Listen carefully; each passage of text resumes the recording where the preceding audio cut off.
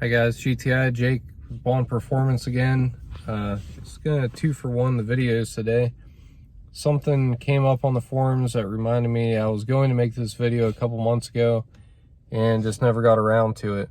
So I wanted to go over the most common mistakes that people make when modding their Mk7.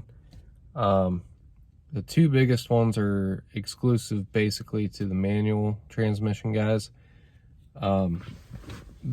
Changing the rear main seal or the throwout bearing when they're not leaking is basically giving yourself way worse odds for failure than had you just left it alone. Obviously I don't have statistics on this, there's nobody keeping track of these things, but just with my presence on the forums and the Facebook groups and people asking me for help and clutch installs I've done on several of these cars, just a naturally occurring leak in a throwout bearing or rear main seal is basically unheard of. Maybe some dealer techs can chime in on this because they see a broader range of stock and modified cars where basically everything I see is modified.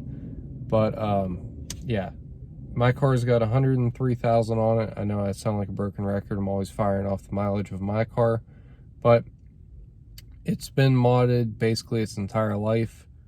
It's had this DKM stage 3 or MS twin disc in it since 49,000 miles. No leaks. So original throwout bearing, original rear main seal. It's even got the original water pump. None of them have leaked a single drop. So, you know, if the old saying goes, if it ain't broke, don't fix it.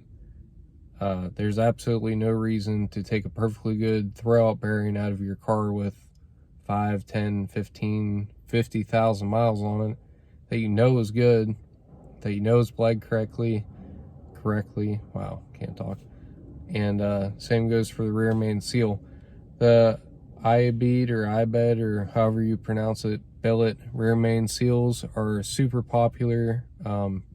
Just about everybody, it seems, buys them.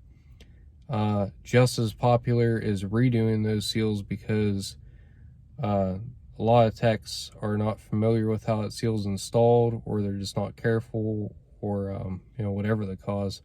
But they have a very high failure rate, as do replacement OEM ones. So if it's leaking, you're going to know it. You'll see there's a witness hole on the bottom of the transmission. There's no gasket really between the transmission and the engine. You'll see evidence of a leak before you even drop it. If you really want to be cautious, you can order one and just have it handy. But in my experience, I haven't seen either fail on their own ever. So, all right. So moving on from that, another mistake a lot of Mk7 guys make. Now, it's not quite as bad as older platforms, but the diverter valves and blow-off valves that people put on these cars are almost always going to cause problems.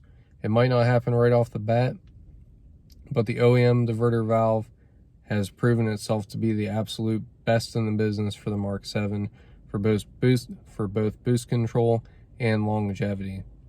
So that's my top 3. If I think anything else, I can always amend this video down in the comments or with a volume 2. Hit the subscribe button if you haven't already done so. Comment below, positive, negative, any kind of feedback's good. And thanks for watching.